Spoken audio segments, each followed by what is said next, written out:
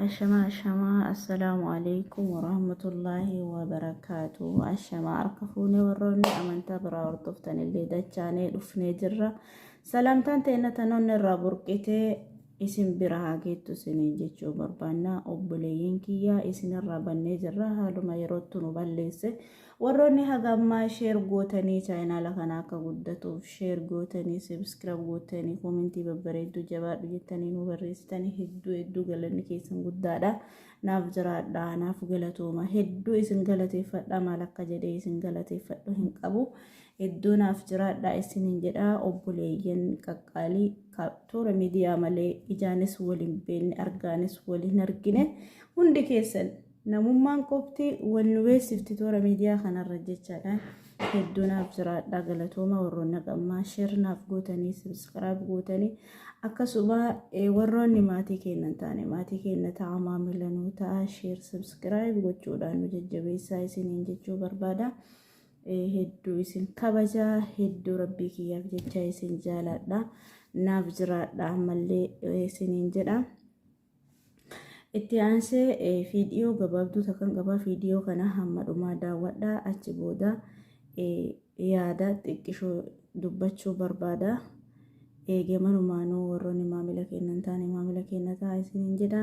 Video kana daqiiqaa muraasa daawwannee walitti haa deebinu jechuu barbaadeeti.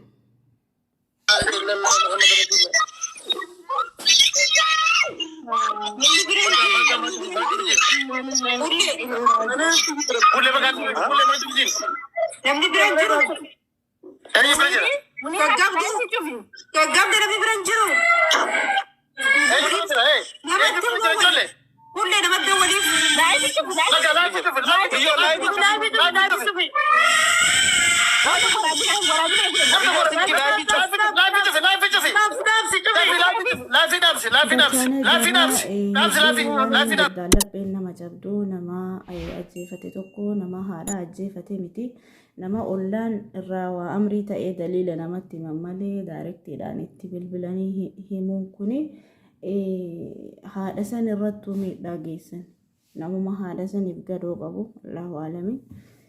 Walumaa galatti nama waa ajjeefate tokko daarektii itti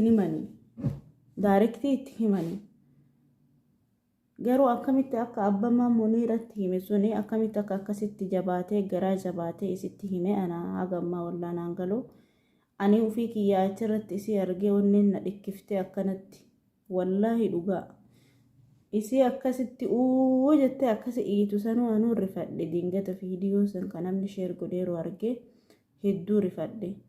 Video gana booda ka jalqabaa sun ka rifaatuuti booda yoo irruma ture laalu video isiisa osoo liivii tiktokaa irra jirtu irruma dawwalanii itti himani. Akkamumatti qalbima maaliitiin itti hime jedhee bara namnummaan akkasi isii hime suni gara jabuu akkamii qaba wallaahi ilmi namaa kun subhaanallah rabbi nu haa laaffisu malee waan takka jirree arguu dhagahuu deemna jechaadha. Nama namni irraa akhirame tokko rabbiin rahmata isii haa godhu haadha Muniiraati rabbiin rahmata isii haa godhu.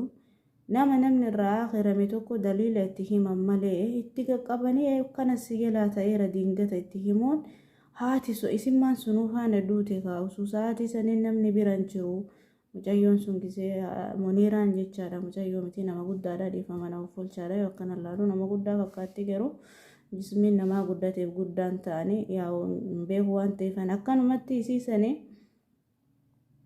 lubbuma isiitiinuu haftii ka jedhu na dhaga'ame yoo akkasitti onneen isiisu akkasi birriftee dhooti haadha jechuun bikkam akka ulfaatu jecha haadhaan ibsan akka hin qabneen beekta hundi keessanuu jechaadha. Yoo akkasi bilbila irra dawwalanii haadha tatteetu akkas ta'e du'a himuu miti dhibee isiiyyuu akkamitti nama himaayyuu namni jedhee barra du'a akkasitti himuu miti dhibee haadhaayyuu namni yoo nama himu sodaataa suuta laaffisee namatti himu. Walaakin garuu du'a akkasiisan isiisan akkasi himanii isiis akkasi gaggabsoon kan namni isii biran jirre usuu dhagabbuutee oduu muka buutee oduu mabraata qabattee namni waa balleeffate of hin beeku yoo rabbi nama tisse malee, yoo rabbi obsa namaa kenne malee, yoo rabbiin sabrii fi sabaata namaa kenne malee. Isiisa rabbiin nama sabbaru isii haa taasisu, nama obsa qabu rabbi isii haa taasisu. Wallaahi qalbiin na jabeena jechaadha. Kanaafuu nama waa ajjeefate tokko yooma nama saniif du'aayii godhuufuu itti bilbiltanii dura dursoo abbammaan sun hagam dhagaheerame dhagaheen jiru irraa hubachuuf yaalaa jechaadha. Gamanumaan obboleeyyan kiyya namoonni waa nama himuu jirtan yoo jiraattanii naman ajjeefate tokko waa himuun dura abbaa ajjeefate san sira dhagahee mon dhageenne irraa osoo hubatini nama sanii waa himuuf hin yaadinaa. Arraba kana jarjaruu irraa xiqqoo usuuf qusatanii gaariidha. Saniifuu ani hedduu qalbiin na cabdeedha. Viidiyoo san garuu argee hedduu dhugumatti qalbiin na cabe. Haadha jechuun warqiidha. Haadha jechuun baattuudha. Waa hunda dandeettuudha. Yaada haadhaa yoo hin ibsina jedhanii hin danda'amu gatiin isii. Gatiin haadha ofii ibsuun hin danda'amu. Wamattuu laakkayamu yaani wamattuu madaalamu jechi haadhaa jechaadha. Jechi haadhaa ibsanii jecha haadha ofiitii waa ibsanii hin ulfaata. Maaliin akkasii madaaltu hin jiru. Garuu kadua isii akkasii nama himanii miti. Dhibee isii yoo nama himan agam akka nama ulfaatu abbamatu beeka. Abbaa Muniira bilbilee haati tante duute jedhee irratti bilbilee sa'aatis akkasii godhisanii nama sanii rabbi rahmata isaa godhu waan biraallee jedhuwan. Namuma du'a haadha Muniiraa sanillee hajaa qabu Muniiraa intala hafti sanillee hajaa qabu jedhee fudhadhaan. Maalimi yoo nama isii beeku bilbilee keessaan itti bilbilee itti dhiyeessee yoo nama itti hime maa rakkoo qaba. Mee maa rakkoo qaba. Namni irraa du'e tokko nama itti erganii tasgabbeessanii jajjabeessanii teessisanii itti himan jennaan asii irra godhe haadhateettu akkas ta'e gaafa jedhee itti himu mee rifaatummaan isii sun onnimmaan isii sun akkas taate tafan addaate suni maalum isaa gooti jedhee baran. Maa waayyaanne yaani jiraachuu isii san fedhumoo maaf iyyaanne mee namni irraa akhirame tokko akkasitti itti himanii hin himan daliila itti himan. Daliila jechuun nama itti erganii yoo qaamaan arguun nama itti erganii namni sun bira dhaqee teessisee tasgabbeessee nyaachisee obaasee itti himaayyoo sila namni irraa amrii ta'e tokko akkanumaan dhaqanii itti himani. Teessisanii tasgabbeessisanii nyaachisanii obaasanii waa hundaanuu jajjabeessanii kaanii itti himan jechaadha. Maali yoo inni tafedhee waallee qabachuuf ka yoo inni tafedhee kufuufillee ka yoo inni tafedhee yaani namni waa balleeffate kun wama argetti bu'aa wayitti illee buuf ka bira taa'anii qaban akka inni wayitti bu'uun akka inni taa'ee boo'uuf yaani.